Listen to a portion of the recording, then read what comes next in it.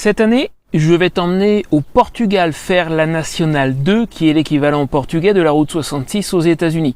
Je vais aussi te présenter l'abonné qui m'a proposé de faire ce périple et que je dois aller retrouver près de Faro, en Algarve, notre point de départ.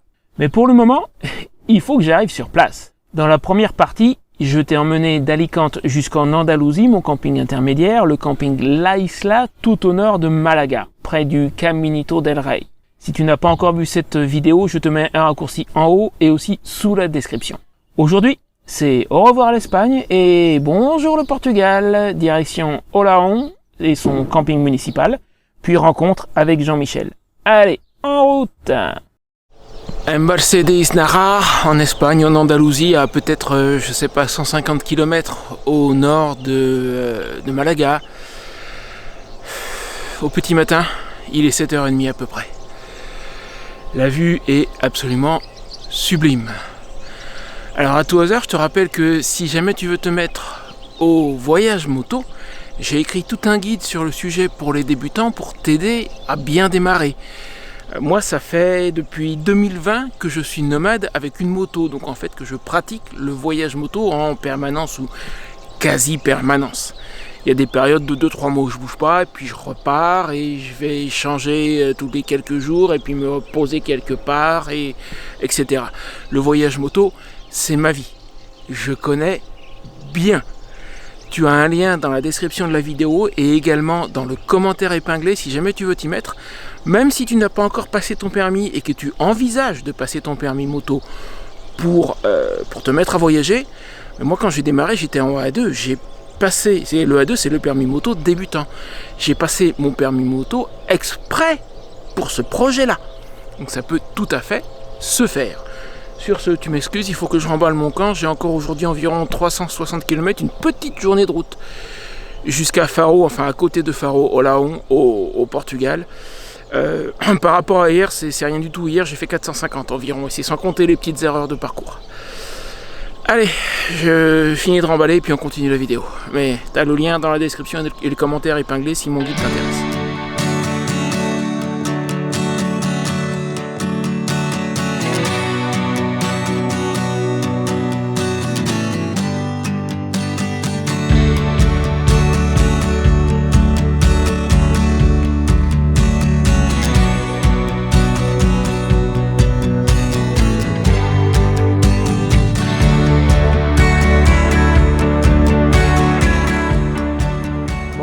Troisième jour, alors ce coup-ci pour manger, je me suis arrêté dans une station-service là, le long de l'autoroute.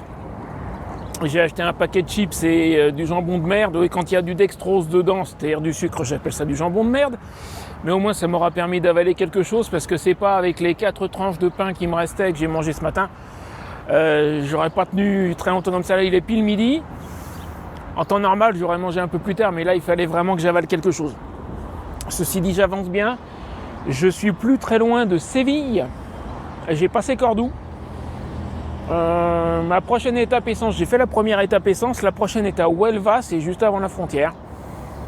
Et puis après, ça sera au revoir l'Espagne et bonjour le Portugal. Donc on approche.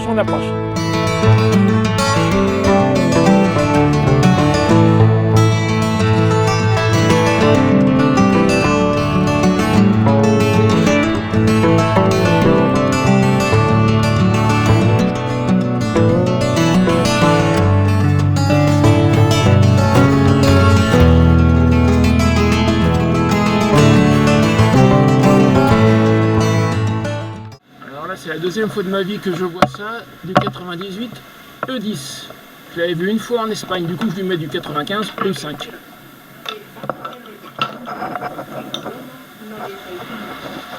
Mais là ouais, c'est la deuxième fois que je vois du 98 E10. Donc voilà, faut se méfier de tout.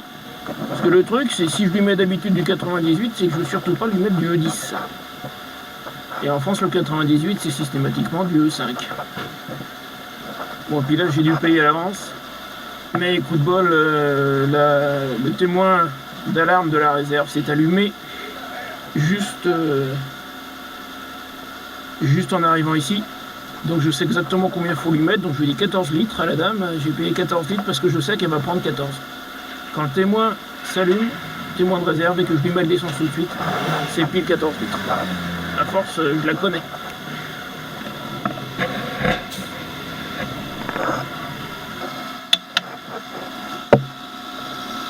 Bon, 13 litres et demi, tu vois, j'étais pas loin du compte.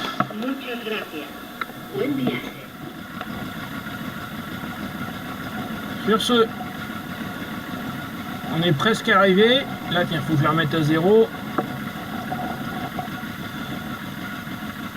En tractant la remorque, j'ai environ 200 km d'autonomie avec un plein. Et j'avais calculé que depuis cette dernière étape essence sur Huelva,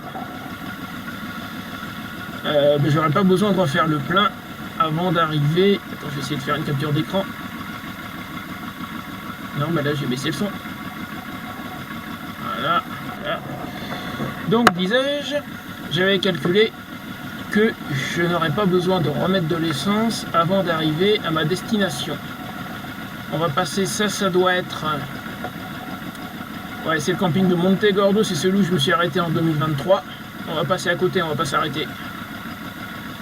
Ici, Olaon, juste à côté de Faro, c'est notre destination du jour. Alors, combien ça fait? Le GPS va me le dire dans un instant. Et on y va.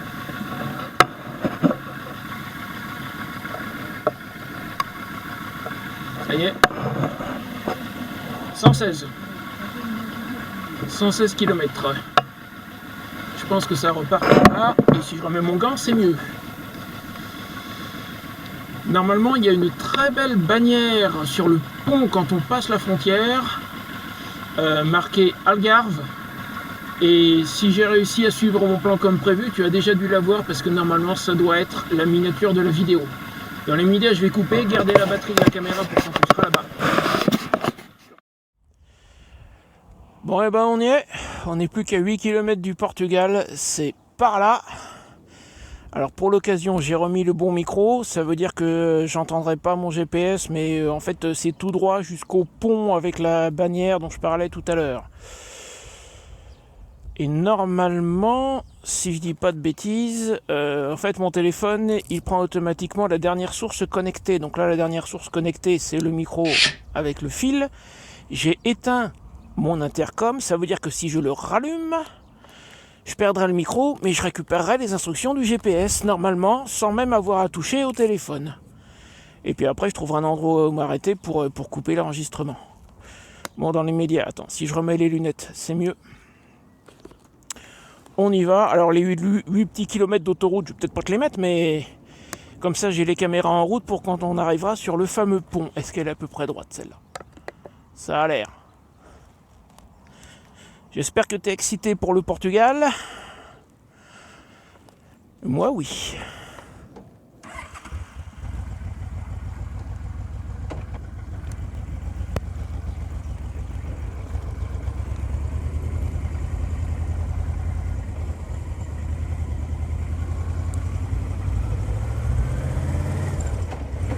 Allez, il n'y a personne, je m'engage.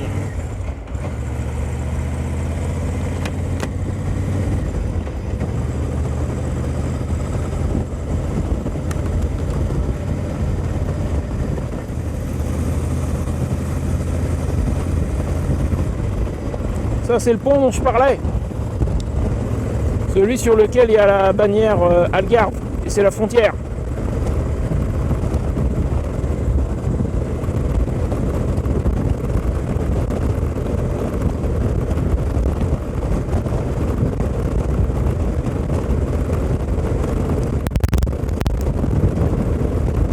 Portugal.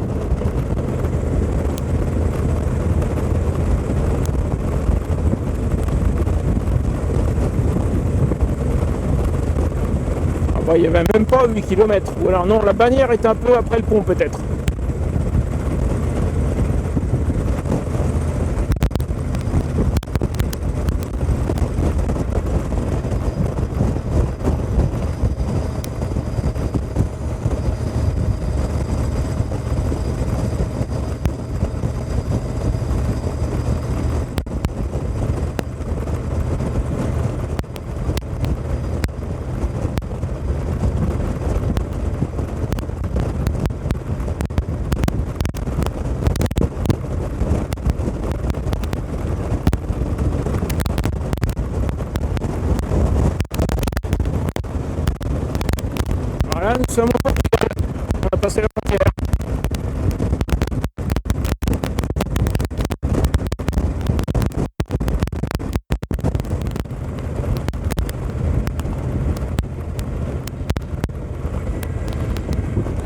leur histoire, là, véhicule étranger.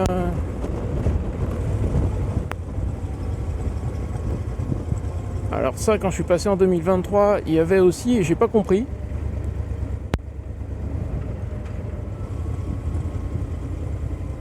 Péage.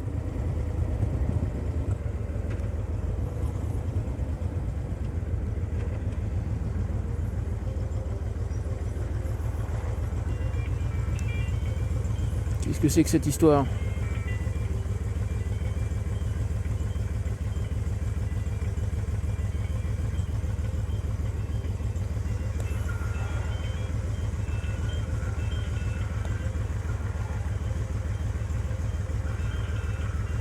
Ah, c'est uniquement si tu comptes prendre les... D'accord, mais j'ai pas l'intention.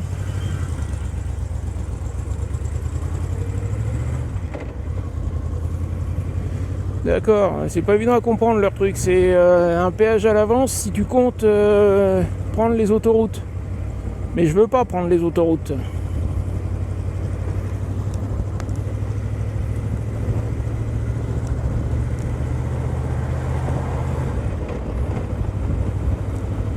Faro à 22, mais alors du coup, faut que je fasse gaffe. Là, j'ai pas les instructions du GPS.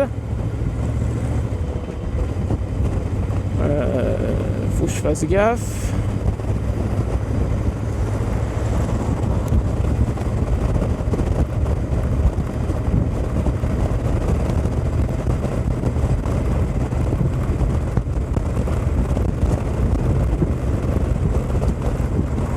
À mon avis, il faut que je sorte.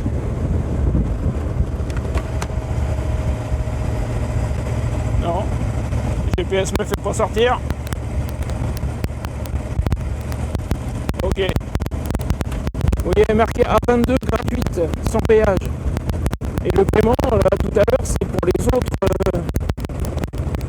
C'est pas évident leur truc. Hein. Je me méfie parce qu'ici, ce sont des péages électroniques, tu sais, avec les portiques. Tu passes dessous, tu sais même pas que tu y es passé.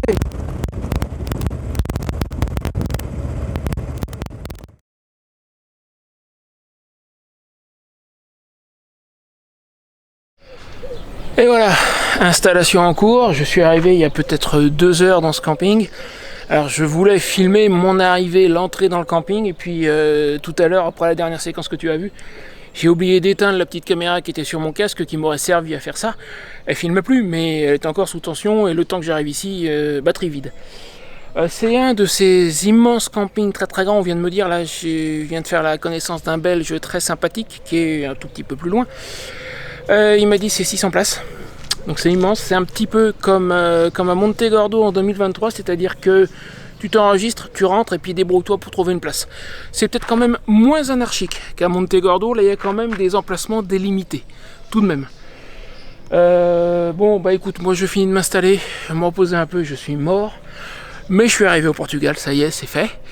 Et puis la suite demain à l'arrivée de Jean-Michel, en espérant qu'il ne pleuve pas au moment de son arrivée, la météo pour demain... on verra bien, mais le but, l'idée, c'est que je filme son arrivée. Allez, moi je finis de m'installer. Je me dirige vers l'accueil du camping. Jean-Michel m'a dit qu'il devrait arriver vers 16h à peu près. Il est pile 16h. Du coup, heure portugaise, je me suis fait avoir tout à l'heure. Mon téléphone s'est mis à l'heure automatiquement. Mais pas le PC, parce que je suis en permanence sur un VPN. Donc le PC, il n'a pas ma vraie localisation. Il est toujours sur l'heure la même qu'on a en Espagne, en France, en Suisse, etc. Donc il a 1 heure de décalage. Et tout à l'heure, je suis sorti en croyant qu'il était presque 16h. Je lui envoie un message, je dis bon, je vais à l'accueil pour t'attendre. Et 1 minute après, je vois le message avec mon téléphone. Je lui envoie ça, et puis un instant après, je dis ah, merde, non. Puis je lui envoie un autre, je dis désolé, je me suis trompé, le décalage. Donc là maintenant, il est vraiment 16h. Il devrait pas tarder, et puis je vais te présenter quoi.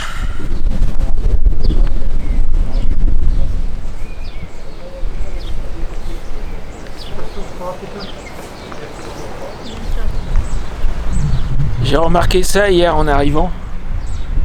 Vieux souvenir des années 80 et 90, en France on n'en voit plus, c'est fini. Hein. Je me demande s'il est encore branché ou pas. Ou s'il a juste été laissé là et déconnecté. Non, j'y crois pas. Il marche. Et il est fonctionnel. Il y a une tonalité. C'est pas juste de la déco, il est fonctionnel. Incroyable. Il y a quelque chose qui arrive là, un phare unique et c'est plutôt large. Est-ce que ça serait une Goldwing?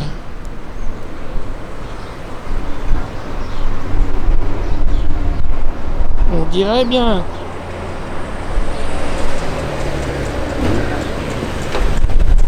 Oh bah je crois savoir qui c'est ça. Il m'a pas vu.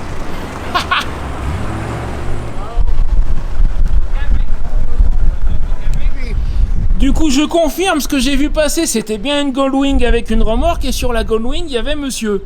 Voilà. Jean-Michel. Exactement. Il est là. Bonne arrivée, comme on dit en Afrique.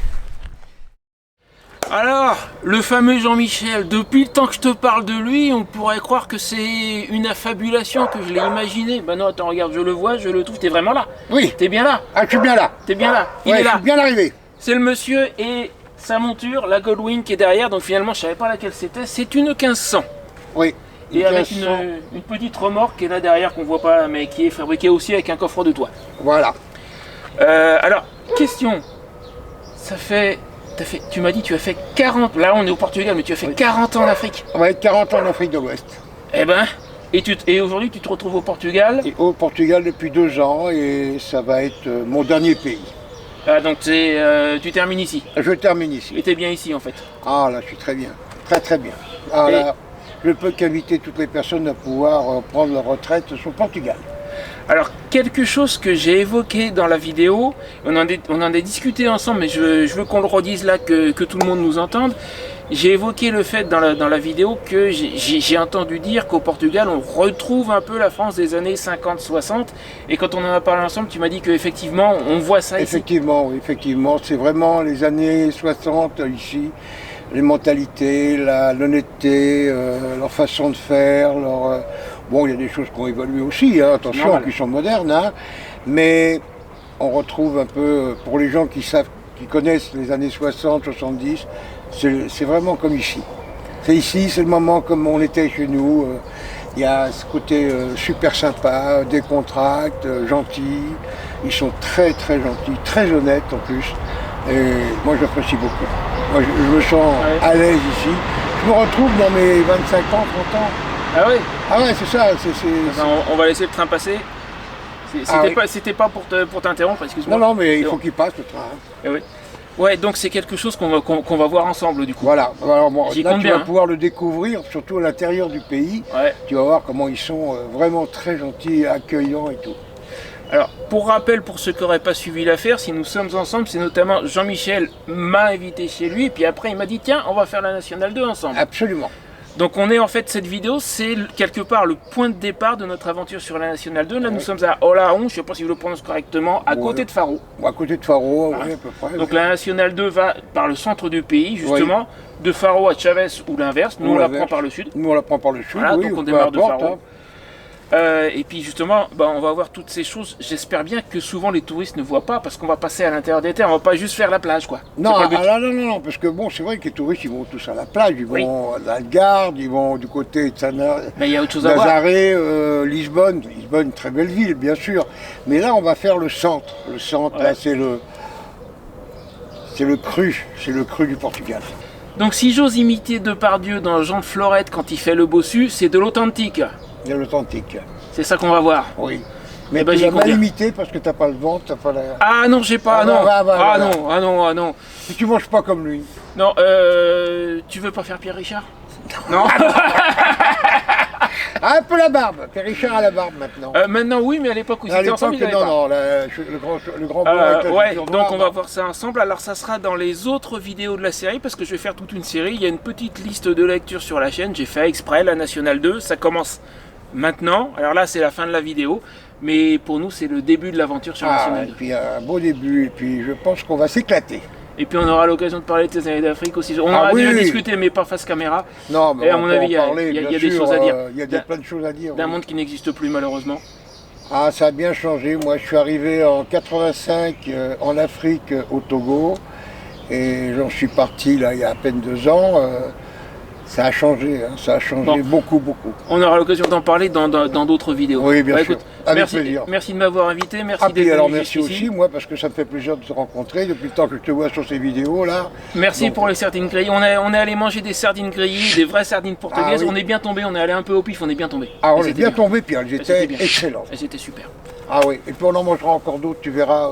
Ah, j'y compte bien. Ouais. J'y compte bien. Là, moi où j'habite, Et- du côté de Nazaré, il y en a des bonnes là-bas. Petite note pour Christophe de Nîmes, tu m'as confirmé qu'ici la bandade de morue ils savent faire. Hein. Ah là, la morue, il y a 350 recettes, je crois, de morue là. Je crois que c'est à peu près dans les 350 recettes qu'il On va y a avoir de au quoi Portugal. Oui, il y a de quoi faire, on n'aura pas le temps de tout goûter. Mais on va s'en taper quelques-unes. Magnifique. On va s'en taper quelques-unes. Magnifique. Allez, c'est bon.